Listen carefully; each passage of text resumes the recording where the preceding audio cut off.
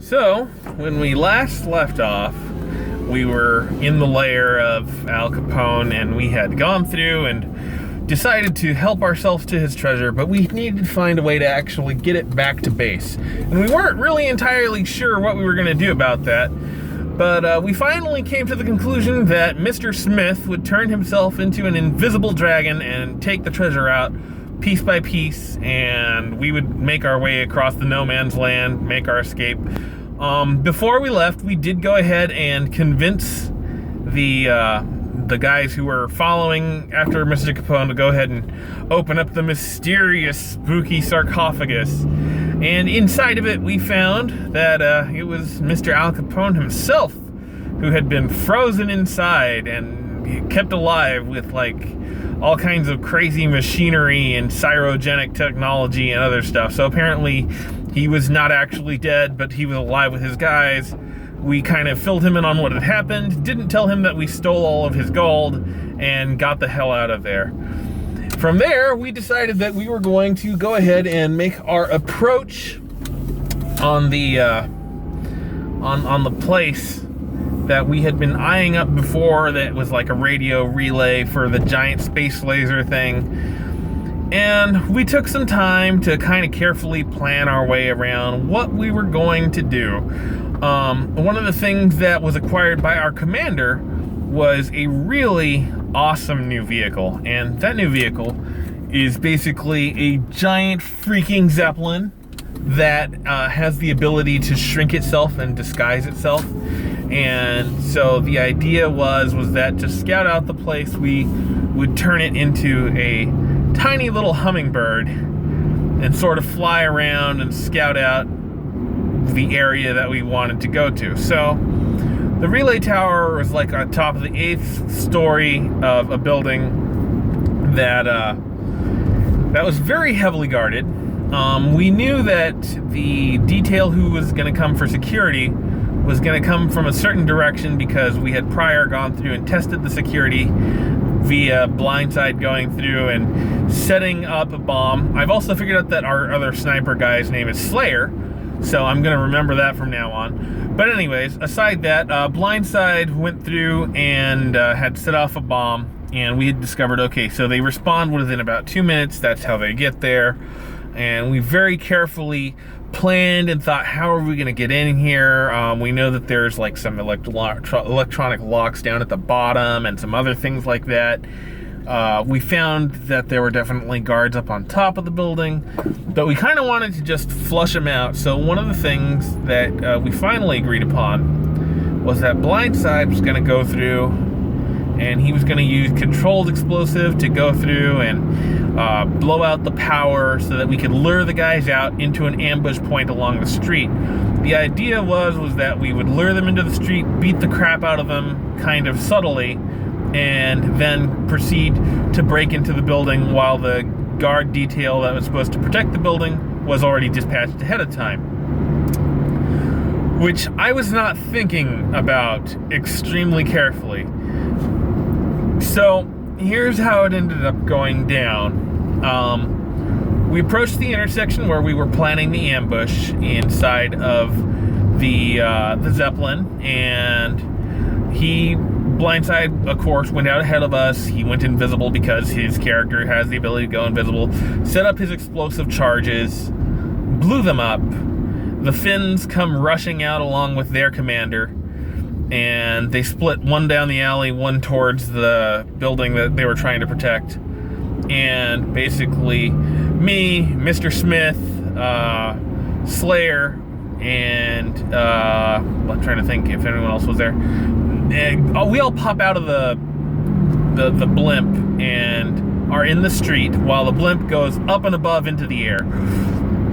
And Mr. Smith goes first, and he decides to go through and attack one of the lackeys, and he shoots him dead with his 4-bore shotgun type thing, absolutely pummels the guy. And then I get a really terrible and yet kind of wonderful but mostly terrible idea, because I had gotten into this mindset, you see, because the Finns had attacked us with plasma grenades so many times. I thought that they were a good idea, and technically they are still a good idea, but technically they're kind of not, in a way that I kind of didn't expect. And it's not, I didn't get any of us killed.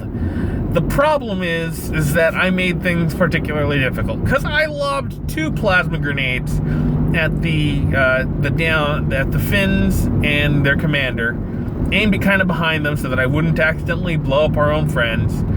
It spectacularly murders both of them, and as they die, they drop grenades, which their commander ends up eating as well because they blow him up even more, so he ends up getting murdered. That's not the problem, because that was actually a good thing. Having them dead was an objectively good thing.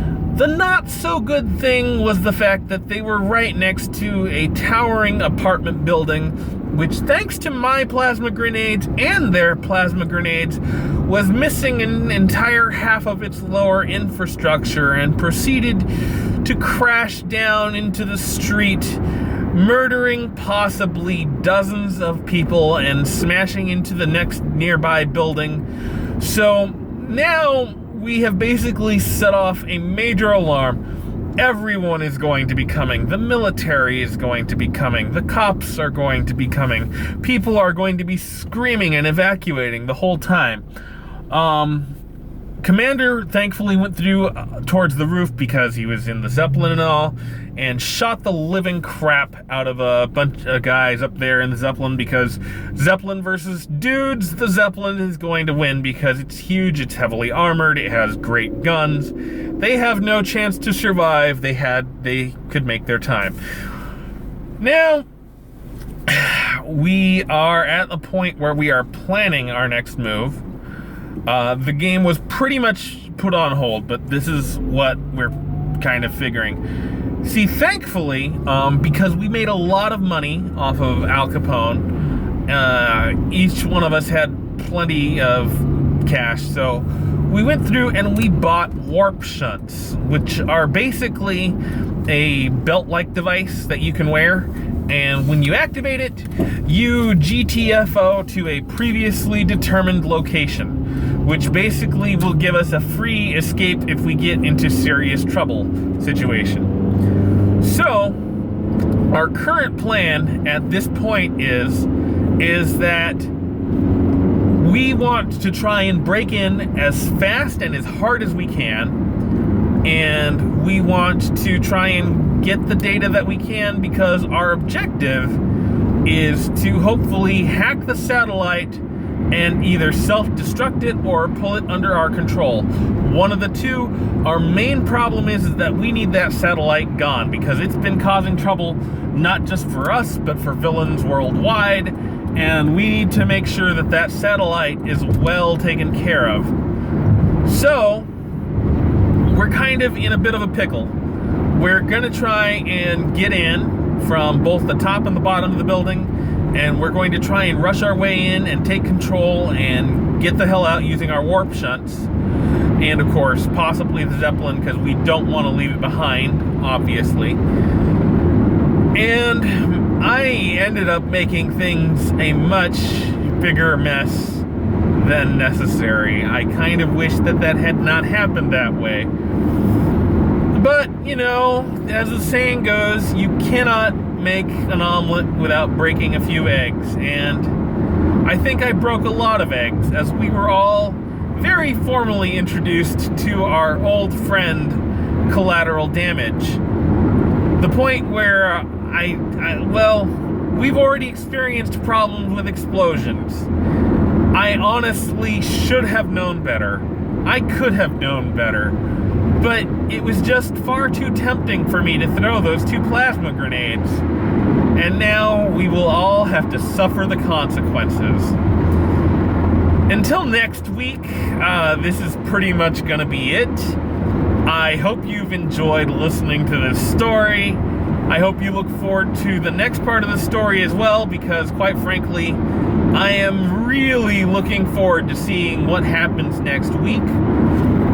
If you don't already follow me on Beam, go to beam.pro/Onisora, because this Friday I'm going to be doing a 24-hour stream for Diablo 3, celebrating the beginning of the 10th season of Diablo.